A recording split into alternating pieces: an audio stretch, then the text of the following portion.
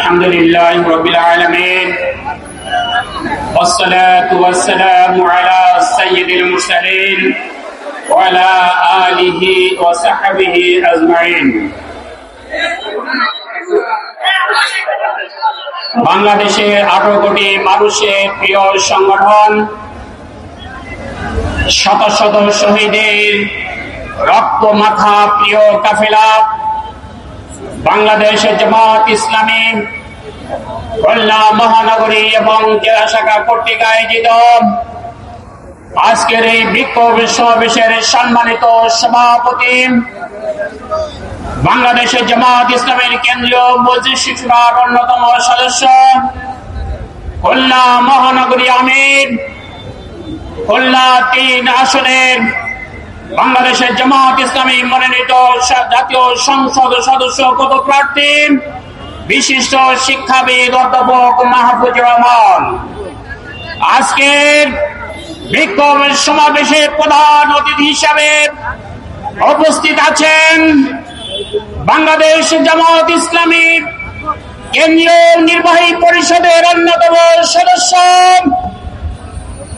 শহীদ কাফেলা বাংলাদেশ ইসলামী ছাত্র শিবিরের সাবেক কেন্দ্রীয় সভাপতি, বাংলাদেশের জামাত ইসলামী কেন্দ্রীয় প্রচার ও মিডিয়া বিভাগের সেক্রেটারি, ময়মনসিংহ 2 আসনের বাংলাদেশের জামাত ইসলামীর সংসদ সদস্য পদপ্রার্থী আমাদের প্রিয় নেতা জনাব অ্যাডভোকেট মতিউর রহমান আকন। আরো বিশেষ অতিথি হিসেবে উপস্থিত আছেন বাংলাদেশের জামাত ইসলামী কেন্দ্রীয় সাংগঠনিক সেক্রেটারি, কেন্দ্রীয় কর্পোরেশন সদস্য, খুলনা অঞ্চল পরিচালক, খুলনা সাতক্ষীরা 2 আসনের সংগ্রামী বাংলাদেশের জামাত ইসলামীর মনোনীত জাতীয় সংসদ সদস্য পদপ্রার্থী আমাদের প্রিয় নেতা জনাব মুহাদ্দিস আব্দুল খালেক। আজকের এই মঞ্চে উপস্থিত বাংলাদেশের জামাত ইসলামী খুলনা মহানগরীর জেলা নেতৃবৃন্দ, উপজেলা নেতৃবৃন্দ, বিভিন্ন পর্যায়ের নেতৃবৃন্দ, ইসলামী ছাত্র শিবিরের নেতৃবৃন্দ, বাংলাদেশের শ্রমিক কল্যাণ ফেডারেশনের নেতৃবৃন্দ, সংগ্রামী খুলনাবাসী, আসসালামু আলাইকুম ওয়া রাহমাতুল্লাহি ওয়া বারাকাতুহু। এই মাইকটা একটু দাও, মাইকটা সাউন্ড দিতে বলো তো। এই সাউন্ডটা ঠিক করে কিছু হয়নি তো, গলা ব্যথা হয়ে যাচ্ছে। হ্যাঁ সাউন্ড।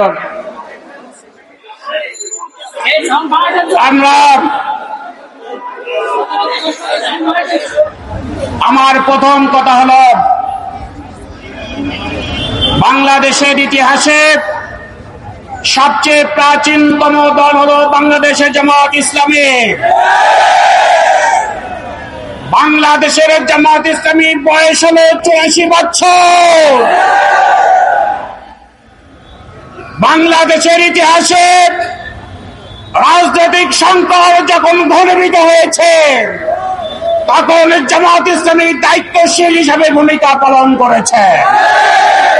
আমাদেরকে রাজনীতি শিষ্টাচার কেউ শেখাতে আসবেন না, বরং জামাত ইসলামীর কাছে রাজনৈতিক নীতি, নৈতিকতা, শিষ্টাচার শেখার জন্য আপনাদেরকে আসতে হবে। মনে থাকার কথা, যখন 80 দশকে সংকটে পড়ে গেছিল বাংলাদেশ, তখন বাংলাদেশের জামাত ইসলামীর আমির অধ্যাপক গোলাম আজম সাহেব কেয়ারটেকার ফর্মুলা দিয়েছিল। কে বলেন ঠিক কিনা? মানতে চান নাই। শেষ পর্যন্ত আপনার কেয়ারটেকার সরকারের অধীনে 3বার নির্বাচন হয়েছে। আজও বিশ্বব্যাপী সাক্ষী অবাধ এবং সুষ্ঠু নির্বাচন হওয়ার কারণে জনগণের আকাঙ্ক্ষা সেটি পূরণ হয়েছিল। কে বলেন ঠিক কিনা? আর এখন পেয়ার পদ্ধতির কথা বলছেন, আমরা পেয়ার পদ্ধতি চাচ্ছেন। যারা পেয়ার পদ্ধতি বোঝেন না, আপনাদের ক্ষমতায় যাওয়ার দরকার নাই। ইচ্ছা হয় 5ই আগস্টের পরে জনগণের দুর্ভোগ দিয়েছেন, চাঁদাবাজি করেছেন, টেন্ডারবাজি করেছেন, 5 পাথর দিয়ে মানুষকে হত্যা করেছেন। এই ধারাবাহিকতা রক্ষার জন্য বিনা পদ্ধতিতে, বিনা পেয়ার পদ্ধতি ছাড়াই আপনার নির্বাচন দিয়ে সেই সাপ গ্রহণ করবেন। কি বলেন যে কিনা? এটা হতে হবে না।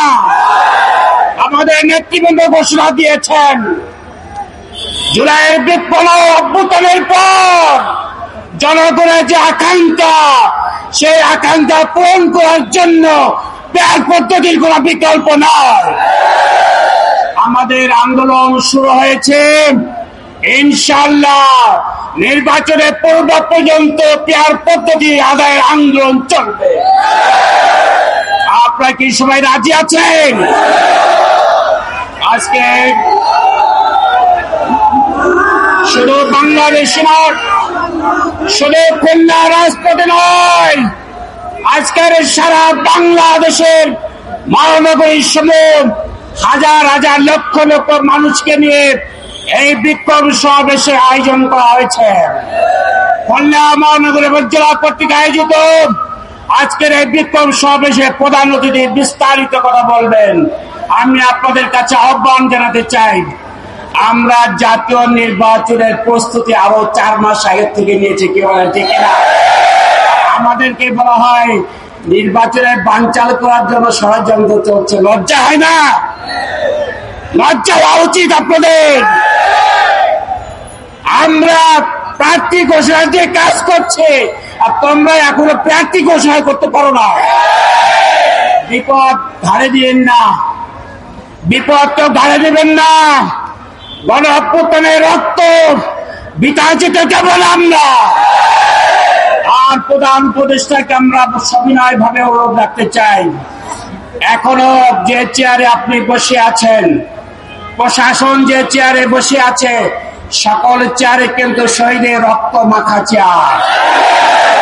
এই চেয়ারে রক্ত মাখা চেয়ারের সাথে কেউ গাদ্দারি করবেন না, তাহলে পরিণয় কিন্তু ভালো হবে না। কি বলেন যে কিনা?